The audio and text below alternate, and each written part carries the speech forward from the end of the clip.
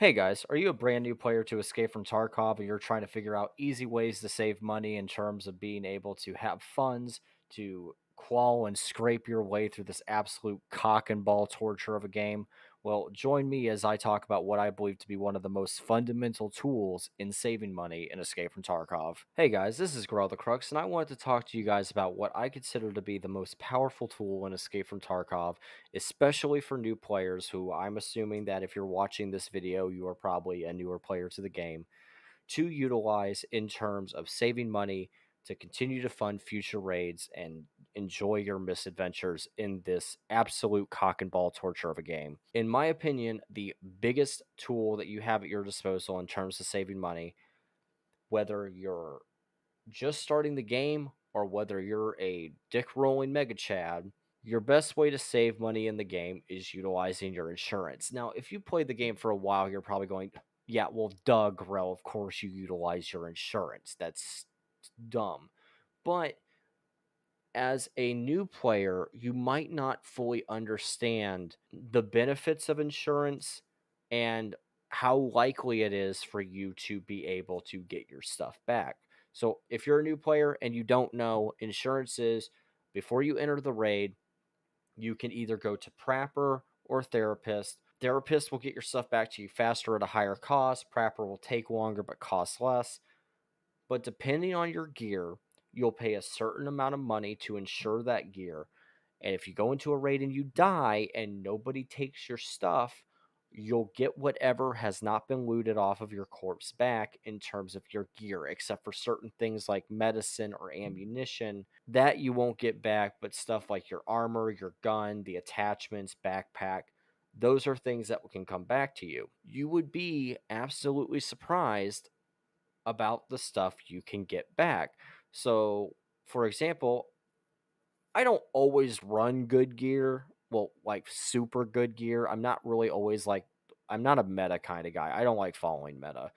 But I did get some really nice things back in my last insurance return. So everything below the 8R to here was my most recent insurance return. I got my tri-zips back. I got the 6B3TM back, which I think is a great budget class 4 armored rig. MP5 mags back. I didn't get the MP5 back though, unfortunately. But I got the mags back. I got my azimuth with my P mags back. I got my Gazelle class 5 armor back, my TV 110 armored rig back. And this is like expensive stuff. Like, for example, if we go to filter by item, around 150K plus on the flea market if you don't have them unlocked through Ragman. The TV 110, around 117K. Now, granted, these are kind of at the point where I probably use them for one more raid, and if they got shot up again, I probably wouldn't continue to use them. But then, I got a couple good helmets back. I got my TC 2001 helmet back. I got my U-Lock helmet back. And then I got my two really nice guns back as well. For example, my M4A1 Long Dickus. Yes, that's exactly what I called this preset. Bite me. This is a pretty expensive gun build. Not the most expensive, but if we go to find parts, and then I'm going to remove owner type traders. So, and the reason why I do that is because if you're a newer player and you like say you just unlock the flea market and you're relying mostly on the flea market to get this, you're looking at around over 300K for this build. That's expensive. Now, the AK is not as bad. The AK is like I think around 1/3 of the cost that I spent on the M4. Yeah, if it's around 121,000, which isn't unreasonable for a gun, especially if you're looking for like a decent, like a good mid-tier build. But that's almost half a mil right there in these guns that I gotten back. I mean, so you see it, the value is there. And for you who may not know it, in Tarkov, it's become very easy to get your stuff back in insurance. And the reason why is because of two things that changed in the game within, I think it was like both of these changes hit last year.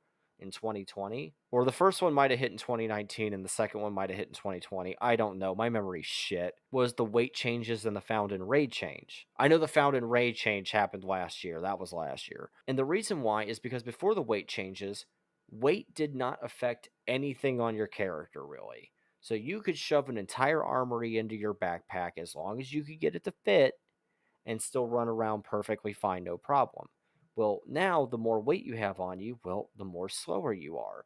The quicker you lose your stamina. You get too overburdened, you can't move properly, and you can't regain stamina without fucking sitting down and taking a breather. And then there was the found in raid change that made only items that spawned inside of the raid and successfully extracted with be the things that you could sell on the flea market, because it used to be a free for all where you could sell whatever you found. Shit, you could buy stuff off of the traders and sell it on the flea market at a more inflated cost, which was fucking stupid. And I'm glad that they got rid of that. So it was very lucrative to PvP and take down people using high tier gear, strip them as clean as you could, and sell it on the flea market. Well, now you can't do that anymore because one, it's going to clusterfuck your movement and make it hard for you to get out of the raid by weighing yourself down unless you use a mule stem, but that's a different conversation for a different day.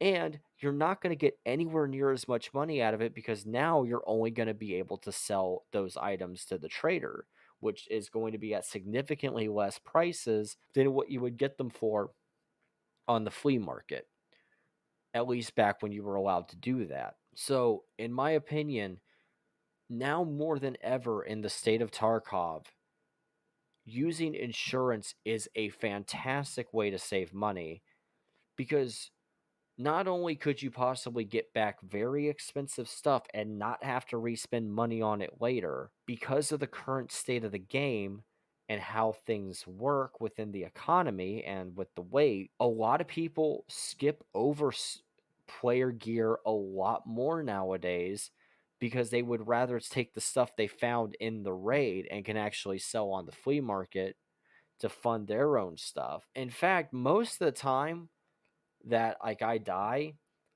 I get a lot of my guns back. But what I've noticed players do nowadays is instead of taking your entire gun, if it's a really good weapon, they'll mostly just strip what attachments that they can off of to save weight and space, and you'll still get the gun back. And some of these guns are very expensive, so even with the attachments stripped off, it still saves you money because then you just have to rebuy the attachments and you don't have to buy the whole gun again. So if you're just starting out in the game and you're looking for ways to save money, please utilize your insurance. Whether you just started the game or whether you're hundreds of hours in, insurance is going to save you more money than you could possibly think. Hey guys, Grow the Crux here. Just wanted to say a big thank you for stopping by and watching the video. If you liked what you saw, please hit that thumbs up button and possibly subscribe if you haven't. If you also know anybody who might benefit from this video, please share. It's really appreciated. If you want to follow me on any of my other platforms, you can follow me on Twitter or you can follow me on Twitch where I sometimes live stream. The links are down right below me and in the description box. If you do follow me on Twitter, though, my Twitter is 18 plus because not only do I do gaming content, but sometimes I share the occasional lewd artwork that I've seen somebody draw or stuff like that because I'm an adult and I'm furry trash. Nuff said. But anyway, I hope you guys have a fantastic day. And again, thank you for watching.